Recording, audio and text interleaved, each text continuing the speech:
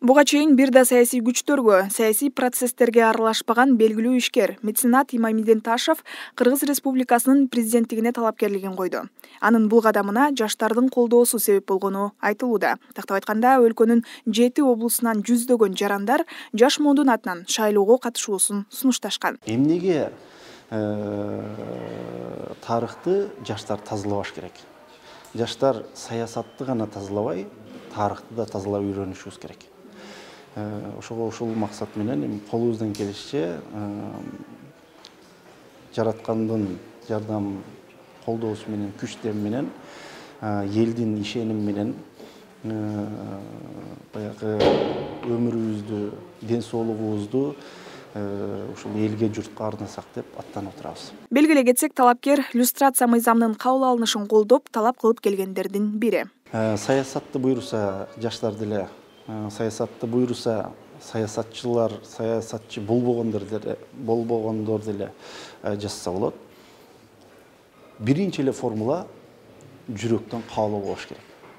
Адам баласы кааласа, асман тиреген тоолорду да тоңкоруп, асманга тиреткен үйлөрдү курганга мүмкүнчүлүк эрк берип аткандан кийин саясатты талдап, бул мамилени түздөп деген бул нерсени ар бир жаран жүрөгү таза болгон, жүрөгү мекеним деп соккон, жүрөгү мамлекети үчүн соккон, жүрөгү эли журту, улут үчүн соккон ар бир жаран укуктуу. Бийлик кызматка келелек, саясатка аралашпаган ишкер соңку кырдаал ушундай чечим кабыл алуусуна себепчи болгонун айтып берди. Саясатсыз деле, мандатсыз деле ушу элдин керегине жарасам деп көп үмүт кылып, колумдан келишинче жашоомду улантып келгем, бирок тилекке каршы акыркы Кыргызстанда болгон окуялар, акыйкатсыздык, кээ бир деңгээлдеги адилетсиздик, кээ бир деңгээлдеги элдин тагдырын чечүүдөгү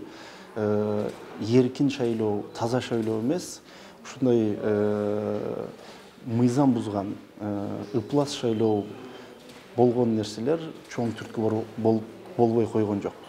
Шайлоо таза өтөөрүнө ишеним артаарын кошумчалады. Таза шайлоо болбогонго себеп болбош керек. Себеби дегенде өзүңүздөр билгендей, ушул акыркы 1-1,5 айдагы, ушул 5-октябрдагы болгон элдин толкундоосу, элдин наразычылык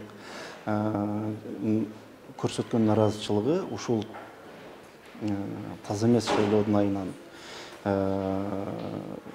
элдин кыжырына кайнатып, ошол нерселерге алып келди. Албетте, ушу шайлоо өткөрүүчүлөр болобу, шайлоочулар болот, ушул окуяларды, ушул тарыхты бир кылчайып карап, таза шайлоо, татыктуу келет деген үмүт чоң. Аталган талапкер курулуш тармагындагы ийгилиги, кайрымдуулук иштери, коомдук жашоого активдүү катышканы менен белгилүү. Европанын Германия, Швейцария, Украина, Түркия мамлекеттеринде эмгектенген. 2 жогорку билимдин ээси жана 4 тилде эркин сүйлөйт.